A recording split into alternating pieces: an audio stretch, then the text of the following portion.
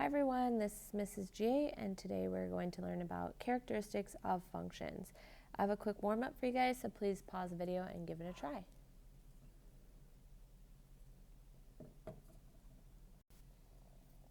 Alright, go ahead and check your work here. This was just to kind of get you warmed up to working on an XY axis again, and remembering that the first number in your coordinate is the x value, so the horizontal distance, and the second number is the y value, which is the vertical distance. All right, so before we start talking about characteristics of functions, it's super important that we understand what a function is and the mathematical definition of a function. So a function is a relation where every input has exactly one output, or every x value has exactly one y value. So there's different ways you can look at functions. Sometimes functions are they can just be a set of numbers like this.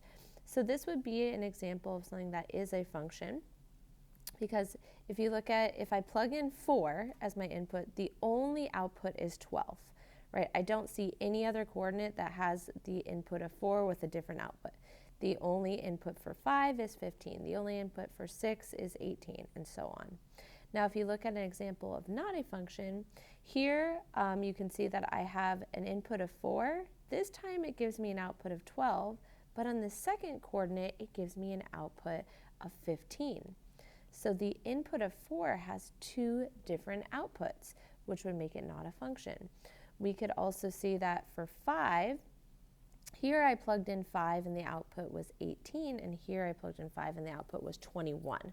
So this input had two different outputs, which makes it not a function. Graphically, there is a test that we can use to see if something is a function. This is called the vertical line test. And it essentially says if you drew a vertical line at any point on your graph, we know that something is a function if the graph only touches it once. So if I draw a vertical line here, my graph only touches it once. If I draw a vertical line here, it only touches it once. And then imagine I slide this vertical line left or right. We could see that my graph will only cross it at one point at any given time. And that means that for each of these x values, there's only one y value. Now, if you look at something that fails the vertical line test, hence making it not a function, it would look something like this. You can see with this vertical line, it's actually crossing twice, which means that this input had two different outputs. So again, that kind of fails our definition of what a function is. And that vertical line test is, again, the graphical way of us testing to see if something is a function. So why are functions useful? Like, why do we care about them? And just to be clear, if something's not a function, it doesn't mean that it's not an equation or it's not a graph. And we will still work with things in math that are not functions. It's just functions are really useful specifically for modeling different situations. So let's kind of take a look at why it's useful to have a function. And we're going to start with something that's not a function. So this is something that is not a function. And let's imagine that I go up to this function and I plug in the number 2. And I put it into my function and it goes through my function. And then when I plug in a 2, it spits out a 7. But then imagine Sally goes and plugs in a 2 and it splits out a 6. And then imagine, I don't know, Jerry goes and puts in a 2 and it spits out a -5. So we can see that different people are getting different outputs for the same input. So this could be a little bit confusing, and if you were using it maybe to model the price of something, it wouldn't be useful. What if I wanted to buy 2 apples, and then for someone it costs $7, for another person it costs $6, and another person it costs -$5, which doesn't even make sense. But the idea is, when we plug in an input, it would be really nice if every single person in the world that used that function would get the same output. So again, for a function, you plug in something like a 2, we put it into our function machine, and for every single person that uses it, it will spit out the same output. So I plug in a 2, the result is a 4. Sally plugs in a 2, the result is a 4. Jerry plugs in a 2, the result is a 4. So for things that we would like to model in real life, functions are really useful. So no matter what input someone plugs in, anyone in the entire world will get the same output. So that's the general idea of what a function is and why we care so much about them and how we like to use them in real life. All right, so once you've determined that something is a function, there's actually a way we can classify them a little more. So there's two different types of functions we're going to be looking at. One of them is called a one-to-one, and one is called a many-to-one. So again, we know a function is for every x, there's one y. But a one-to-one function says that for every y, there's also only one x. So you'll see that there's no repeats in either the x's or the y's. So a gives us 1, and 1 is the only result, only results from a. B gives us 2, 2 only results from b. C gives us 4, and so on and so forth. So there's only one set of x's, but there's also no repeats in y's. Graphically, there's a test for this. This one's no longer the vertical line test. This one is called the horizontal line test. It's just like the vertical line test, except with horizontal lines. If it is a one-to-one function, it will only cross our horizontal lines at one point. Now, another type of function is a many-to-one function. So it still needs to meet the qualification that every input has only one output. But you can see here that if I plug in C, I get 2, and if I plug in D, I also get 2. Now, this is still a function, right? I plug in C, and I always get 2. I plug in D, and I always get 2. But you can see that the 2 is shared. So that is what makes this a many-to-one function. So graphically, a many-to-one function would fail that horizontal line test. So you could see in this case, if I drew a horizontal line, it crosses it more than once. So this would not be a one-to-one function, it'd be a many-to-one function. Now, we'll talk more about why we care about this classification later on, but just to kind of give the simplified explanation, eventually we're going to learn about what are called inverses of functions, and we care also if the inverse is a function. So if you have a one-to-one function, the inverse will also be a function. But if you have a many-to-one function, the inverse will not be a function. So this is something that we'll return to later on. But for now, we're just going to learn how to classify a one-to-one or a many-to-one function. All right, so now that we know what a function is and the different types of functions that we'll be seeing, here are the characteristics that we're going to be learning to describe today. So we're going to talk about the domain and the range of our functions. We're going to talk about what x and y intercepts are. We are going to learn how to identify and describe intervals of increasing and decreasing, as well as intervals of being positive or negative. And then we're also going to talk about what's called end behavior of our graphs. All right, let's start with domain and range. So the domain, by definition, of a function is the set of all possible inputs. So this would be the x values for most of what we'll be doing. For us, the inputs are almost always going to be x values. And then the range is the set of possible outputs, which would be the y values. So you essentially look at which x values exist for our graph and which y values exist for our graph. Now, with domain and range, as well as some of the other things we'll be doing today, we're going to learn different types of notation to describe it. I'd say the most commonly used notation in math is interval notation. So throughout the year, you'll see that I'll gradually kind of come to exclusively use interval notation. So for interval notation, we describe these boundaries with parentheses or brackets. So parentheses show us that we don't want to include the numbers, so they show excluded boundaries for parentheses. and brackets show included boundaries. So we're just going to be describing low to high with parentheses or brackets. We will also use inequality notation a good amount in this class, where we use inequality symbols to describe where things exist. So less than or equal to, greater than or equal to. And then we use that all real numbers symbol. That's part of inequality notation. And really it looks more like this, but I was not able to type that this symbol in. But sometimes you'll see it kind of like a script R or an R with an extra vertical line. And then the last one, we're not going to use this, but I do want you to know that it exists. This is called set builder notation. So it's essentially inequality notation with a little extra fancy stuff. So we include brackets, and then we include also the variable that we're defining. So it'd be x such that x is greater than 1, or y such that y is less than or equal to 2. So again, it's the same boundary from inequality notation with a little bit of extra stuff added on. But again, this one's not as common, and we're not going to be working with that in this class.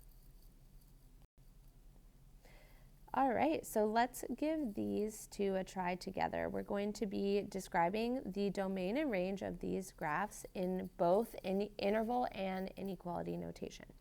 So remember, the domain is the set of possible x values. So I'm going to look at my x-axis and see where my graph exists. So I can see just where it's physically drawn, that it exists from here to here. But I also see that there's these arrows. These arrows imply that your graph is going to keep heading in the direction that it's heading in forever. So this arrow tells me that my graph is going to keep going up and to the left forever. And this arrow tells me that my graph is going to go down and to the right forever. So since I'm going to the left and the right forever, I can see that my graph is going to cover all possible x values, which means my domain is all real numbers. In interval notation, all real numbers is always written the same way. We're going to say, since it's going to the left forever, our left boundary, we always go low to high. Our lowest boundary is actually negative infinity. And then we're going to put a comma in between, and then I'm going to put my upper boundary. And since it's going to the right forever, my upper boundary is actually positive infinity. Now, infinity is not technically a number. It's more of a concept. So since it's not a number, we're not going to include it. It's impossible to include infinity because you never really reach it. So since it's non-inclusive, infinity is always going to come with parentheses. Okay? Now, in inequality notation, all real numbers, we use the symbol that I mentioned on that last slide. So we can simply say x equals all real numbers. Now for the range, remember range are the y values. And again, we saw that these arrows mean that my graph is going down forever and up forever. So my range is actually going to also be all real numbers. It will hit all possible y values. Now for interval notation, we know that we say negative infinity to infinity with parentheses. We're going to use the same symbol for the range, but here we have to say y equals, because range are the y values. So y is all real numbers. And all real numbers is a very common range and domain, so you will see that a lot this year. Now let's look at this next one. Here you can see that there are not arrows at the end of our graph. So the domain and range is not going to be all real numbers. So let's start with the domain. Here I'm going to highlight on my x-axis where my graph exists. I see that it's going from here to here. Now for this, we need to watch out. On the left side, you'll see that I have what's called an open coordinate. This is called an open coordinate. You'll see that it is not colored in, and that's on purpose. This is to show that it goes infinitely close to -3, but -3 is not included. So when I go to define my domain, I can start by writing my lower and upper boundary. I'm seeing it's going from -3 to 1. And then I need to decide if I should include it or not. So again, open means not included. It's a non-inclusive point, so I'm going to use a parenthesis. But for 1, you'll see that I have a colored in coordinate, which is called a closed coordinate. coordinate. So it means that our graph actually exists there. So I'm going to use a bracket. Now, for inequality notation, here I need to find a way to use the inequality symbols and to show that my graph is between these two numbers. So when your graph is between these two numbers, your variable is actually going to be physically written between them. So I'm going to do -3 is less than x, and then here is less than or equal to 1. So you can see that x is between the two numbers. Here I don't include the or equal to because of that open coordinate, but here I do include it because of that closed coordinate. Now let's look at our range. So here I'm going to highlight on my y-axis where my graph exists, and that would be from here to here. I'm always going to start with my lower boundary. So -4 is my lower boundary, and my highest boundary is 0. Now, I can see that -4 is definitely included. My graph exists there. But 0, you may be wondering, should I include it or not? Here it is not included, but here it is. As long as it exists somewhere, you should include it in your range. Now, again, my range is squished in between two numbers, so I'm going to physically write the y in between those two numbers, and both of them are included, so I'll do the less than or equal to symbol for both. And there you have it. All right, I've got two for you to try on your own, so please pause the video and give it a shot.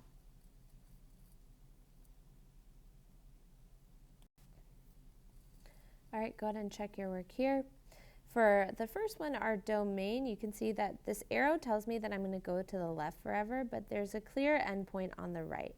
So it should be -infinity to 1. Make sure you have a parenthesis here and a bracket here. For inequality, you can see it's just everything less than or equal to 1. So x is less than or equal to 1. Here I'm not squished in between two numbers. I'm simply below or equal to 1. And then for my range, you can see my low point is here, but the arrow implies I go up forever. So it's 0 to infinity. Make sure 0 is included. And in inequality, it's y is greater than or equal to 0. For the second graph, we are squished between two numbers for both. So for my domain, it's from -4 to 4. Both are included. Here's the inequality notation. And for the range, it's -5 to 5. Again, both are included. So here's the inequality notation for that. Alrighty, let's move on to x and y intercepts. So an x-intercept is where your graph intercepts or crosses the x-axis. So you can see a picture of that below here. Here's my x-axis, here's my graph, here's where I'm crossing.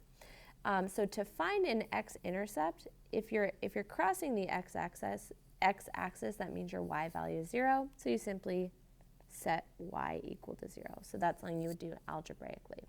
And a y-intercept, same idea, it's where your graph crosses the y-axis. And if you're crossing the y-axis, if you are on the y-axis, your x value is 0. So if you ever wanted to find it algebraically, you would simply set x equal to 0. So you should be able to find these graphically or algebraically by setting x or y equal to 0. Now let's talk about increasing and decreasing and then how to describe it. So a graph is increasing when the slope of your graph is positive. So when you're reading a graph, it's really important that you're always reading it, like if you're tracing it with your finger, you have to trace it from left to right. So you can see in this interval, if I start here and I trace my graph, my little cursor is going up. That means my slope is positive, and that means my graph is increasing. Now, a graph is decreasing where the slope of your graph is negative. And it also means that if I'm tracing my graph again from left to right, my cursor is now going down. So in this interval, my graph is decreasing, and then here I'm increasing again. So I think graphically it's not too hard to see where this is happening, but describing it can feel a little bit tricky because we describe where it's happening using x values.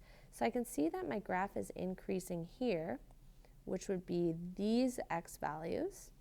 And then I can see that my graph is decreasing here, which would be these x values. And then I'm increasing again to the right of 2. So we use our x values to describe where this is happening on our graph. All right, let's give one of these a try together. So I'm going to highlight on my graph first where it looks like my graph is increasing. So again, if I'm tracing, that means that my cursor is going up. So this is the region where my graph is increasing. It has a positive slope. But remember, I need to describe where that's happening using the x values. So I can see that the x values where that's happening are between -2 and 0. So in interval notation, we just say -2 to 0. We're not going to include the turning points because technically when it turns around, it's neither increasing nor decreasing. So we'll always use parentheses for these. And then in inequality notation, it's simply x squished between those two numbers like this. Next, I'm going to highlight where on my graph I see that it is decreasing.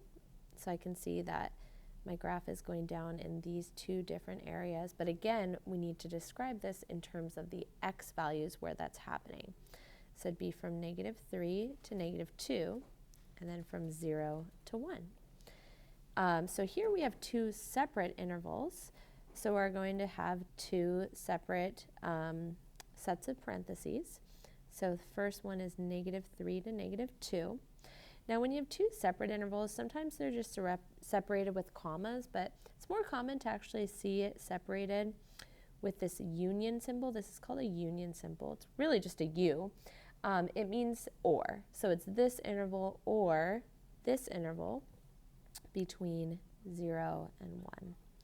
So this is probably the most common way you'll see to separate when you have more than one interval that you're describing. And then if we're doing this in inequality notation, we'll have between -3 and -2. Again, we're describing it in terms of the x values where that's happening. And then we could say or 0 is less than x is less than 1. One thing to check, there should be no overlap in the intervals, right? Your graph can't be increasing and decreasing at the same time. And then make sure everything is non-inclusive, because when you are changing from one to the other, we should not include that x value. All right, go ahead and pause the video and give this one a try on your own.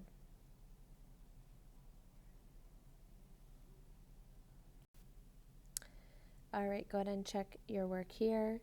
So here we can see that our graph is increasing or has a positive slope in two different intervals. So from -4 to -2 and from 2 to 4 in this area. And then my graph is decreasing here, which is from -2 to +2. So again, just remember it's going to feel a little counterintuitive to describe your graph or your intervals in this way. A lot of people, because we're looking from down to up or up to down, want to use the y values to describe it. Whenever we're describing where something is happening, we have to do it with the x values. So for me, it really helps to highlight the x values where those different things are happening. All right, next we're going to look at describing where a graph is positive and negative. So for our purposes, positive and negative is always going to mean above the x-axis or below the x-axis. So our graph is positive in the interval of x where the graph is above the x-axis. So it's really where your y values are positive. So it's where it's above the x-axis or where your y values are positive. And it's negative over the intervals of x where the graph is below the x-axis. And if your graph is below the x-axis, it means your y values are negative. So here's my xy axis. It's a little hard to see. And then here's the graph. So you can see that whenever our graph is above the x-axis, like here, this interval is where it's positive. We're still going to describe it in terms of the x values. And then you can see that my graph is also above the x-axis here. So these would be the x values where it's positive. And then you can see that my graph is below the x-axis here. So I would describe it with these x values. It's also below the x-axis here. So I would describe it with these x values. So we still describe where it's happening in terms of the x values, but what we're really looking at is where the y values are positive and negative.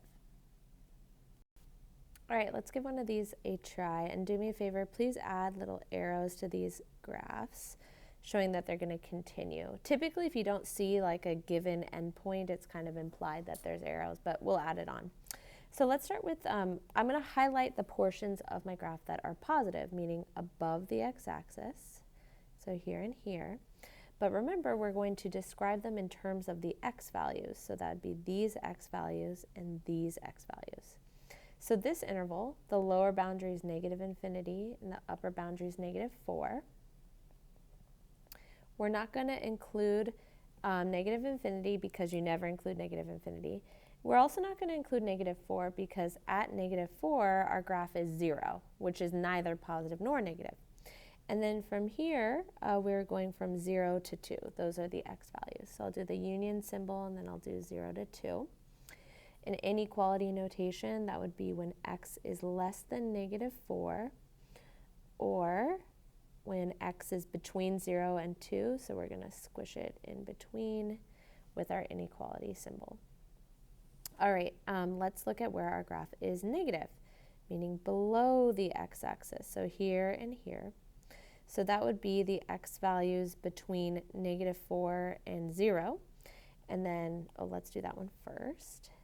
Neither are inclusive because when it's touching the x-axis, it's neither positive nor negative. And then here it's going to be 2 to infinity. So union symbol and then 2 to infinity. And then for our inequality, it's going to be squished between negative 4 and 0. Or everything greater than 2. So this one can be especially tricky because when it's below the x-axis, it's really tempting to say like y is less than 0. But again, we're describing the x values where that's happening, which would be 2 to infinity, or when x is greater than 2. So just remember, whenever you're describing where something is happening, it's always in terms of x. All right, go ahead and pause the video and give this one a try on your own.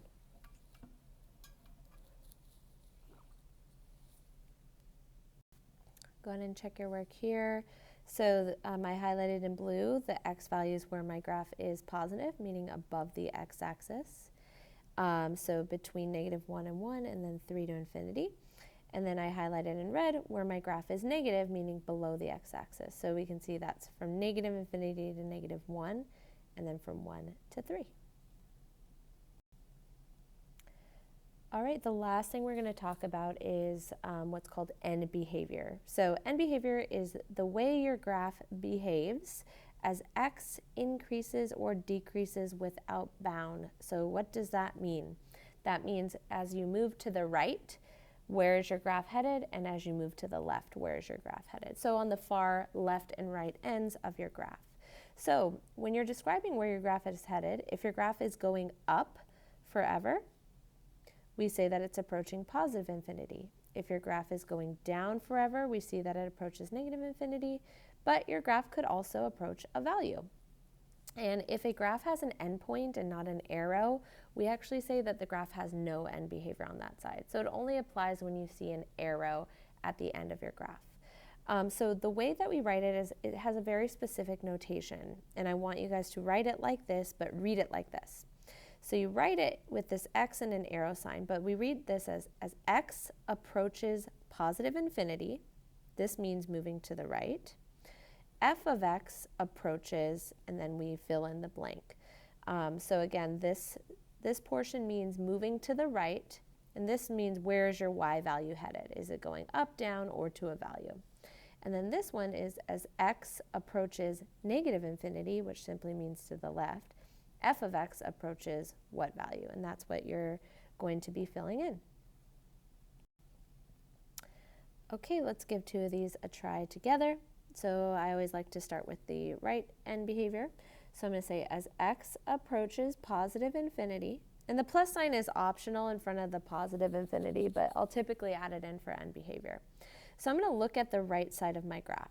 And if you look at where your arrow is headed, I can see that it is pointing down.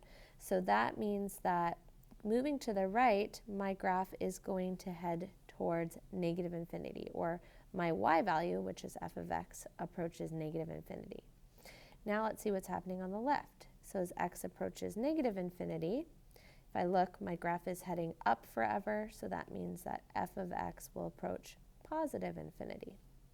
So sometimes our end behavior is opposite. Sometimes both sides go to the same place. Sometimes they both go to positive infinity, or they both go to negative infinity. Now let's look at this one. Here, this one you could see that our graph is approaching this dashed horizontal line. We'll talk more about these later on this year, but something like this is called an asymptote. So an asymptote is a line that a graph approaches. So you can see that moving to the right and left. I'm going to add little arrows on here to be thorough. My graph is not actually going up or down. It's approaching this value. So let's write that in. As x approaches positive infinity, that's moving to the right, you can see that my graph is approaching the value 5. And as x approaches negative infinity, which means moving to the left, our graph is also approaching that same y value at positive 5. So again, for end behavior, your graph can approach positive infinity, negative infinity, or it could approach a given value. All right, here's the last you try. Please pause the video and give it a shot.